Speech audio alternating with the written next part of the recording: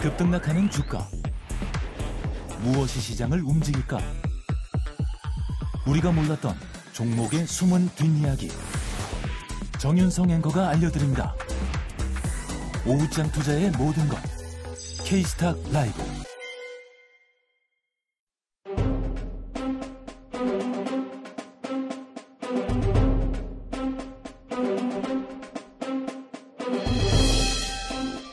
네, 오후장 인기 급상승하고 있는 인급종 함께 해보겠습니다. MHB 파트너스 김성훈 이사, 기업공시연구소 변영인 대표 나와주셨어요. 어서 오세요. 네, 반갑습니다. 네, 인급종 시작하기에 앞서서 오늘 종목 겨루기가 하루 쉼을 주다 보니 8월 수익률 탑5 현황을 여기서 먼저 좀 살펴보고 인급종 이어가 보도록 하겠습니다. 자, 이건희 대표의 브랜드엑스 코퍼레이션 견주한 1위 72%의 상승률 보여주고 있고요. 그 외에 순위권 변동이 있습니다. 윤여민 이사 리가켄바이오가 2위 자리, 그리고 한중현 파트너의 넥슨게임즈가 공동 2위로 41%의 상승률을 보여주고 있고요. IMBDX가 올라오면서 4위 자리에 랭크가 됐고 3위는 윤여민 이사의 퓨처캠이 자리를 하고 있습니다. 8월에 탑5 상승률 순위이고요. 최종적으로 또 어떤 종목들 올라올지 계속해서 종목 겨루기도 지켜봐 주세요. 네, 자 이제 인급종 본격적으로 시작해 보도록 하겠습니다. 바로 첫 번째 인급종 만나보시죠. 네, 오늘은 전고체 쪽에서 안 볼 수가 없죠. 한동화서는 장중에 상한가를 찍었으니까 이수 스페셜티 케미컬로 살펴보겠습니다. 장중에 좀 등락은 있지만 20% 가까운 급등을 보여주고 있습니다.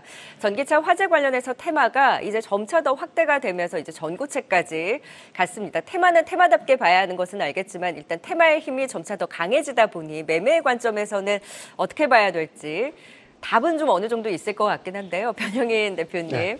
매수와 매도 어떤 버튼 누르셨나요? 네, 저는 좀 냉정하게도 매도 버튼을 좀 눌렀는데 그럴 줄 알았어요. 일단 추세적으로는 좀 완화가 됐어요. 이제 좋아졌지만 과연 이 부분을 좀 더 지속할 수 있을까라는 부분들. 이번 주 매크로 지표 변수 안에서도 수급 변동이 좀 있다면 여기서 더 갈 수 있는 힘을 보여주기에는 좀 다소 미흡하지 않을까라고 보고 있는데 일단 고체 전해질의 원리는 이 황화, 리튬을 좀 제조하고 있는 회사이기 때문에 향후에 여기와 관련된 어떤 수익성 제고 부분들은 지금이 아니라 한 2년 후부터 아마 반영이 된다라는 부분들을 우리가 좀 기억을 해본다면 현재 이런 어떤 우려감들을 최근에 이 전기차 배터리의 어떤 발열 이슈라든가 화재 관련된 어떤 이슈들이 그러니까 결국에는 대안이 전고체 배터리다라는 어떤 정설적 이야기지만 이게 일회성으로 좀 끝날 것인지 아니면 여기서 계속해서 좀 관심도를 좀 더 부각시킬 것인지 이게 좀 관건인데 저는 오늘 단기적인 어떤 기대감들 내지는 수급은 좀 반영시켰다라고 좀 보고 있고요.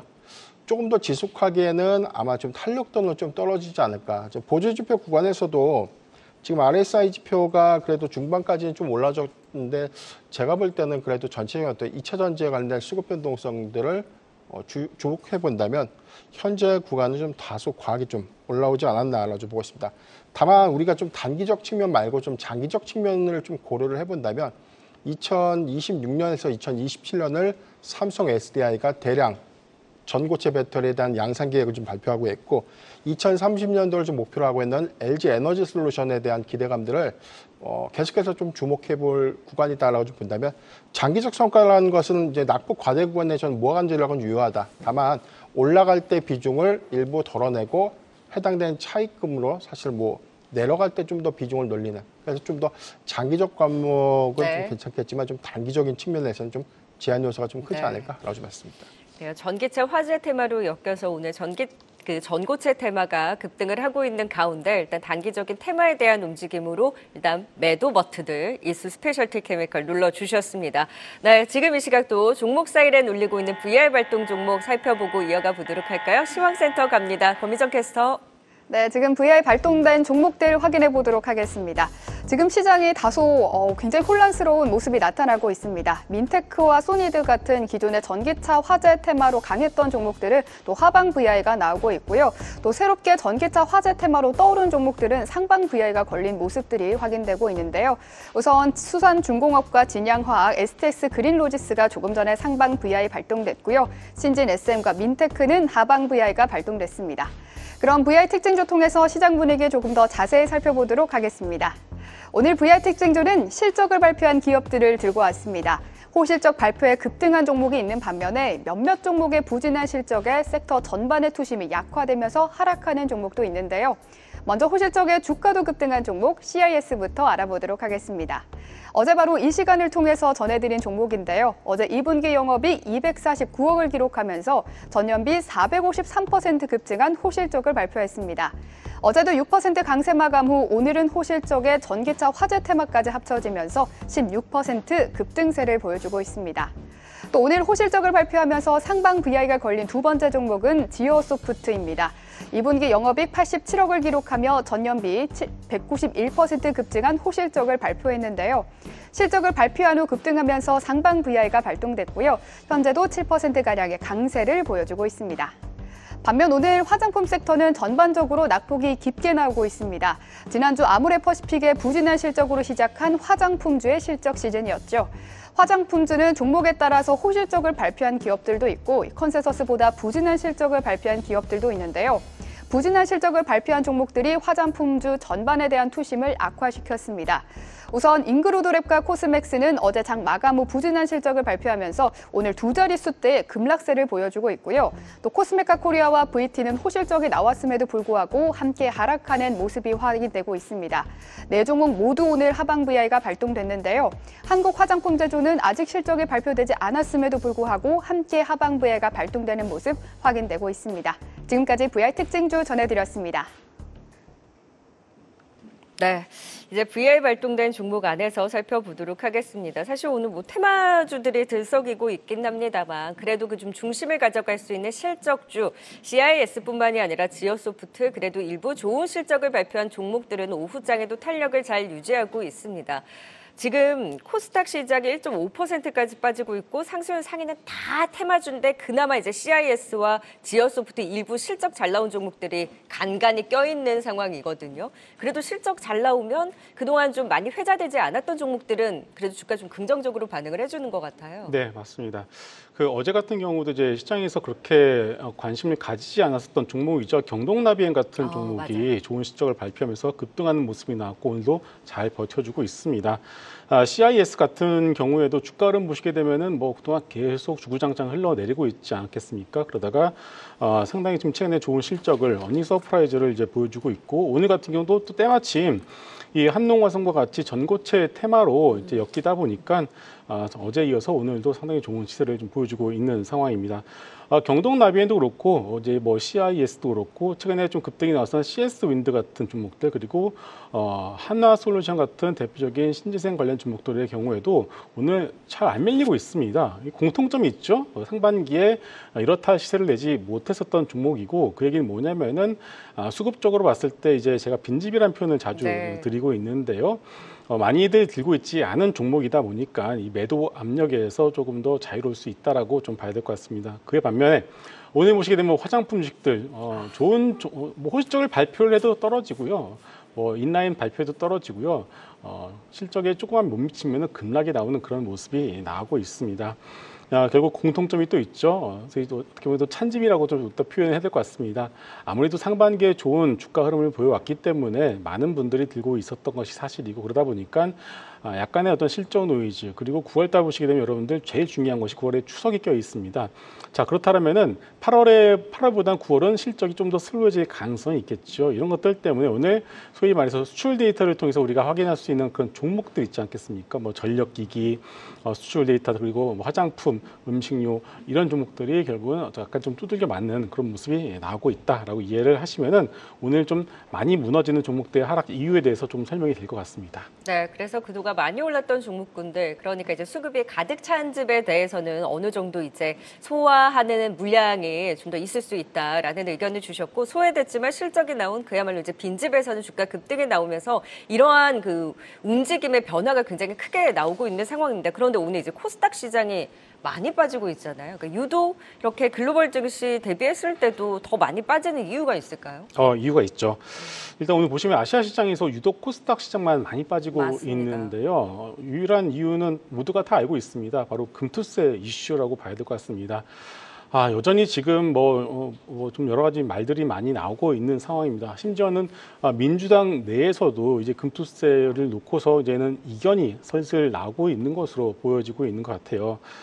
일단 금투세에 대한 부분들이 이제 확정이 지어줘야지만 이것이 금리 인하를 가지고서 우리가 기대감을 가지고서 서학개미 분들이 다시금 우리나라로 들어오시든지 아니면은 대기 자금이 납북과대 2차 전지나 다른 어떤 엔터나 납북과대 코스닥 종목을 좀 매수를 하는 그런 자금이 들어오든지 이런 것들이 좀 방향성이 정해질 텐데 아직까지 이 부분에 대해서 정해지지 않다 보니까 네. 시장이 가장 싫어하는 것이 안 그래도 이제 불확실성 아니겠습니까? 그런 불확실성이 해소가 되지 않다 보니까 약간의 어떤 심리가 흔들리게 되면은 결국은 가장 심리에 약할 수밖에 없는 코스닥 시장이 이런 구간에서 좀 더 세게 얻어맞을 수밖에 없지 않나 이렇게 보고 있습니다. 그래서 일단 민주당 내부에서도 약간 좀 다툼이 있는 것 같은데 제 생각에는 민주당 전당대회가 끝나고 나서 이재명 전 대표께서 좀 이제 거의 되겠죠. 그러면은 그 이후에 어느 정도 좀 내부에서 좀 이제 정리가 된다라면은 그 이후부터는 좀 더 이제 방향성이 잡히게 된다면 지금보다는 좀 낫지 않는, 네. 그러니까 좀 나은 모습이 나오지 않을까라고 좀 조심스럽게 생각을 해보도록 하겠습니다. 그러니까 내부적인 불확실성도 어느 정도 해소가 돼야 수급도 좀 중심을 잡을 텐데 아직까지 취약한 흐름을 보이면서 코스피 대비 또 코스닥 시장의 낙폭이 깊고 그야말로 또 계속해서 테마가 판을 치고 있는 상황이죠. 세 번째 임급죽도 만나보도록 하겠습니다. 앞서서 이제 전고체, 전기차, 화재 테마 봤으니 이번에 또 테마 안에서 강한 쪽이 중동 리스크 관련한 테마 아니겠습니까? 오늘 또 에너지 관련주들이 들썩들썩 됐는데 사실 이제 중동 리스크가 부각이 되더라도 유가가 오르지 않으면 종목들에 대한 힘이 그렇게 강하지 않았는데 유가가 또 $80 선을 찍다 보니 오늘 관련한 종목들이 다시 한번 또 힘을 받고 있는 상황입니다. 테마 너무 지겹네요. 네.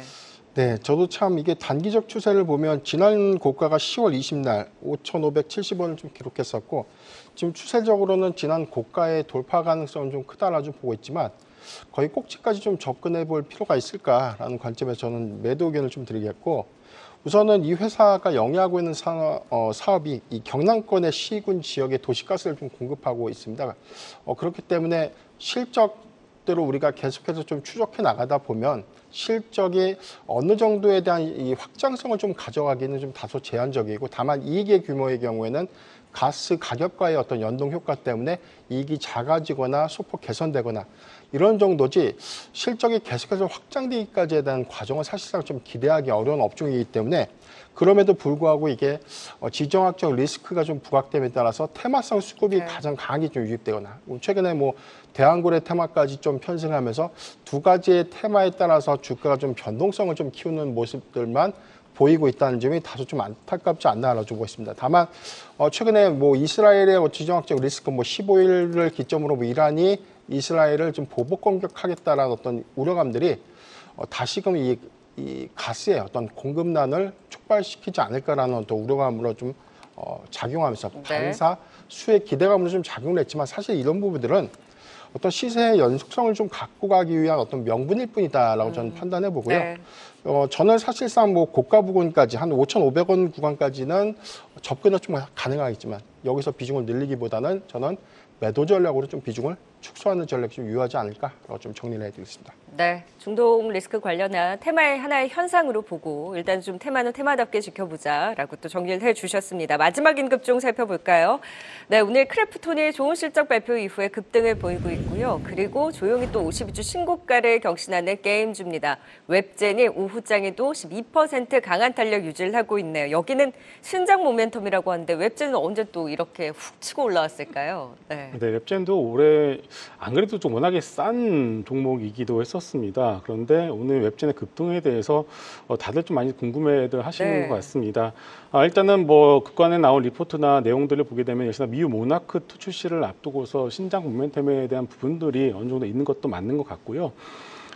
그리고 최근에 MMORPG라고 하죠. 이 게임 장르가 거의 다 지금 소위 말해서 망하는 그런 분위기인데, 그나마 웹젠 같은 경우에는 하반기 이 미유 모나크2가 나오게 되면은 다른 경쟁작이 없기 때문에 그래도 그 안에서 어느 정도 매출을 좀 뽑아낼 수 있지 않을까라는 그런 기대감도 분명히 있는 것이 사실인 것 같습니다.